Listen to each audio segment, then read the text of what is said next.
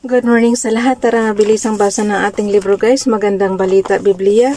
Today is 02 September 2024. Nandito na tayo sa ang aklat ng Jonas. Pakisabayan ako ng basa para pareho tayo matuto dito sa story ni Jonas.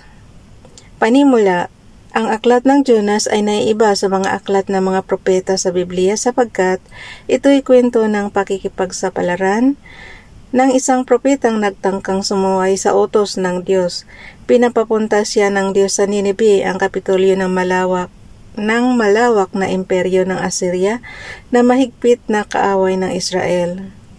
Subalit, ayaw ni Jonas sapagkat naniniwala siyang hindi gagawin ng Diyos ang bantang pagwasak sa lungsod na iyon. Gayunpaman, pagkaraan ng sunod-sunod na pangyayari, sumunod siya bagamat mabigat ang loob.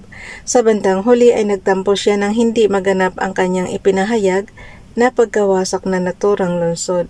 Inilalarawan ng aklat na ito ang lubos na paghahari ng Diyos sa kanyang mga nilikha, ngunit higit sa lahat inilalarawan dito ang Diyos bilang Diyos ng pag-ibig at kahabagan ng handang magpatawad at magligtas kahit sa mga kaaway ng kanyang bayan sa halip na parusahan at puksain sila. Nilalaman, ang pagkatawag kay Jonas at ang pagsuway niya, chapter 1 verse 1 to verse 17. Ang pagsisisi at pagkaligtas ni Jonas, chapter 2 verse 1 to verse 10. Ang pahayag ni Jonas laban sa mga taga Ninibe, chapter 3 verse 1 to verse 10. Ang pagkahabag ng Diyos sa Ninibe, chapter 4 verse 1 to verse 11. Ibig sabihin nito guys, ang Jonas is hanggang chapter 4 lang. Yung Obadiah talaga ang pinakamaiksik, chapter 1 lang. Okay. Pinagtaguan ni Jonas si Yahweh. Jonas chapter 1 verse 1, ang aklat na ito ay naglalaman ng mensahe ni Yahweh sa pamamagitan ni Jonas na anak ni Amitai. Isang araw sinabi sa kanya ni Yahweh, verse 2, pumunta ka sa Ninibe na isang malaking lungsod at sabihin mo sa mga taga roon na umabot na sa aking kaalaman ang kanilang kasalanan. Verse 3, sa halip na sumunod ipinasya ni Jonas na takasan si Yahweh. Nagtungo siya sa Joppa at doon ay nakatagpo ng isang barkong patungong Tarsis. Pagkatapos na magbayad ng pamasahe, sumakay siya sa barko upang maglakbay kasama ng iba pang mga pasahero patungong Tarsis. Sa ganitong paraan ay inakala niyang makakatakas siya kay Yahweh. Verse 4, ngunit nang sila'y nasa laot na, nagpadala si Yahweh ng isang malakas na bagyo, kaya't halos mawasak ang barko. Verse 5, dahil dito, labis na natakot ang mga tripulante, kaya't silang lahat ay humingi ng tulong sa kanilang Diyos. Pagkatapos inihulog nila sa dagat ang mga kargamento para gumaan ang sasakyan, samantala si Jonas naman ay mahimbing na natutulog sa isang sulok sa ibabang palapag ng barko. Verse 6, nakita siya ng kapitan at ginising. Ano't nagagawa mo pang matulog? Bumangon ka at mananhangin sa iyong Diyos. Baka sakaling kaawaan niya tayo at iligtas sa kamatayan. Verse 7, nag-usap-usap ang mga tripulante, magpalabunutan tayo para malaman natin kung sino ang dahilan ng lahat ng ito. Gayon nga ang kanilang ginawa at nabunot ang pangalan ni Jonas. Verse 8, kaya't siya'y kinausap nila, sabihin mo sa amin kung sino ang dapat sisihin sa nangyayaring ito. Anong ginagawa mo rito, saang bansa ka galing, taga saan ka, at anong lahi mo? Verse 9, sumagot si Jonas, ako ay isang Hebreo at sumasamba ako kay Yahweh, ang Diyos ng kalangitan na lumikha ng dagat at ng lupa. Verse 10, sinabi ni Jonas na tinakasan niya si Yahweh, nakadama ng matinding takot ang mga nakarinig, kaya sinabi nila kay Jonas, napakalaking kasalanan ang ginawa mo. Verse 11, lalong lumakas ang bagyo kaya tinanong nila si Jonas, ano ang dapat naming gawin sa iyo para pumayapa ang dagat? Verse 12, ihagis ninyo ako sa dagat at papayapa ito. Alam kong ako ang dahilan kaya nagkaroon ng ganito kalakas na bagyo. Sagot niya. Verse 13, gayon pa man, sinikap ng mga tripulante na itabi ang barko ngunit wala silang magawa sapagkat lalong lumalakas ang bagyo. Verse 14, kaya't nanalangin sila kay Yahweh ng ganito, Yahweh, huwag po ninyo kaming hayaang mamatay, dahil sa gagawin namin sa taong ito. Huwag po ninyo kaming parusahan kung mamatay man ang taong ito. Kayo po, Yahweh, ang may pananagutan dito. Verse 15, pagkasabi nito, binuhat nila si Jonas at inihagi sa dagat, agad namang pumayapa ang dagat. Verse 16, dahil dito nagkaroon sila ng matinding takot kay Yahweh, kaya't sila'y nag-aalay ng handog at nangakong maglilingkod sa kanya. Verse 17,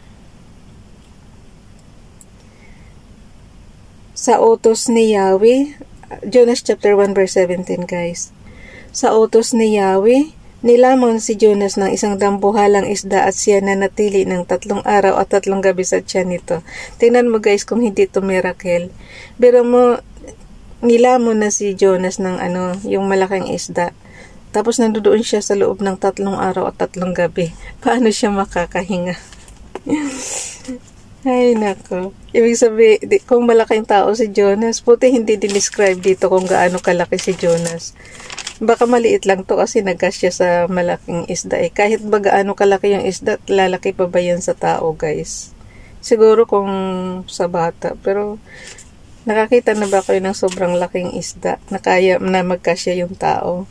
So, ibig sabihin, baka maliit lang to si Jonas. Opinion lang naman. Okay, Jonas chapter 2. Ang panalangin ni Jonas. Jonas chapter 2 verse 1. Habang si Jonas ay nasa tiyan ng isda, nanalangin siya ng ganito.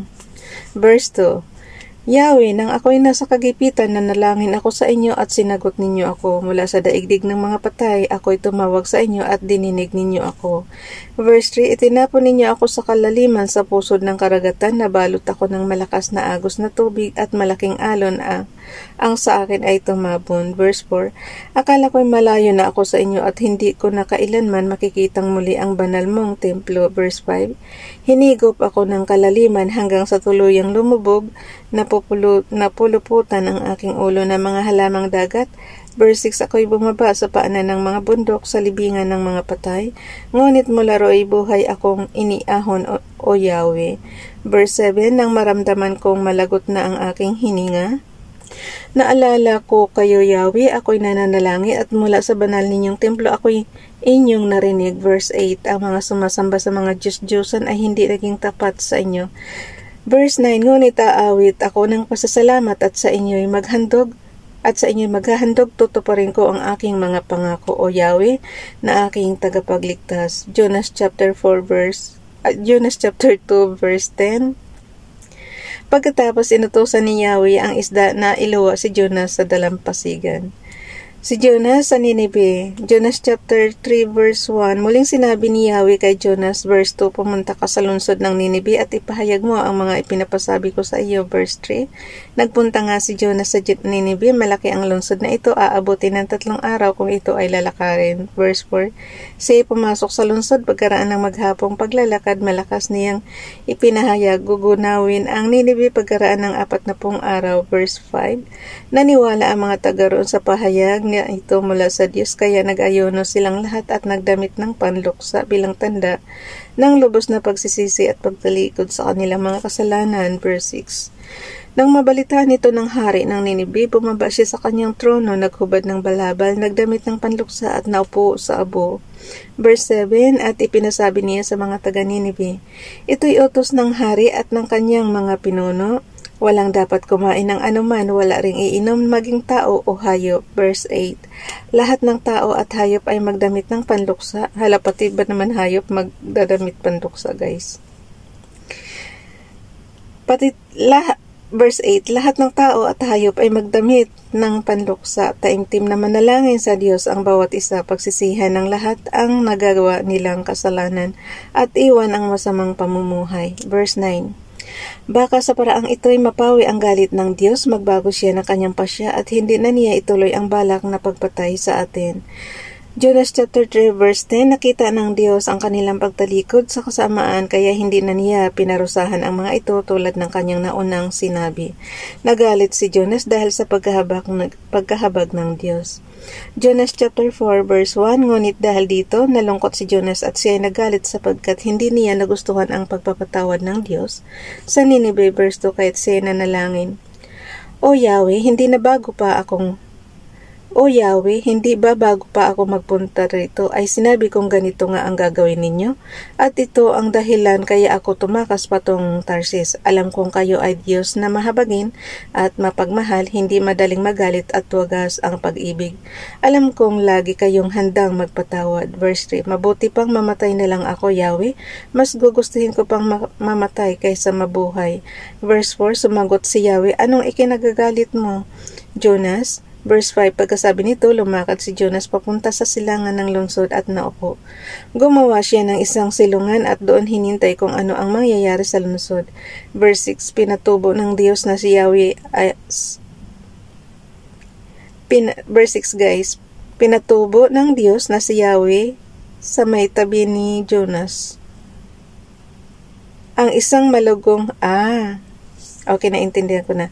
Verse 6, pinatubo ng Diyos na si Yahweh sa may tabi ni Jonas ang isang malagong halaman na nagbibigay ng lilim sa kanya. Labis naman itong ikinagalak ni Jonas. Verse 7, ngunit kinabukasan, ang halaman ay ipinasira ng Diyos sa isang uod na ito'y natuyo. Verse 8, sumikat ng matindi ang araw at umihip ang nakakapasong hangin. Halos mahilo si Jonas sa tindi ng init.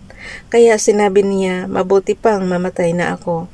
Verse 9, sinabi sa kanya ng Diyos, dapat ka bang magalit dahil sa nangyari sa halaman? Sumagot siya, opo, nagagalit po ako. Gusto ko nang mamatay. Verse 10, sinabi ni Yahweh, tumubo ang halamang iyon, lumago sa loob ng magdamag at namatay kinabukasan. Wala kang hirap diyan, ngunit nalungkot ka ng iyan ay mamatay. Verse 11, ako pa kaya ang hindi malulungkot sa kalagayan ng Ninive? Ito ay isang malaking lungsod na tinitirhan ng mahigit na 120,000 taong hindi alam kung ano ang mabuti o ang masama bukod pa sa maraming kawan.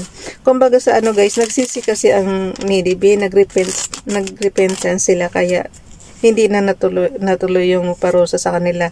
Kaya lang syempre hindi nasunod yung pinasabi ni Father God kay Jonas. Kaya siya siguro sabi niya ginawa siyang sinungaling.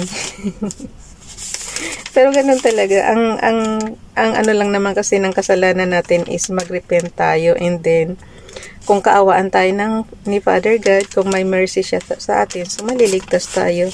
So bukas guys, dito na tayo sa aklat ng Mikas. Hanggang dito na lang. Ay, lalagyan ko pala muna ng tanda. 403 September 2024. Bye everyone. God bless.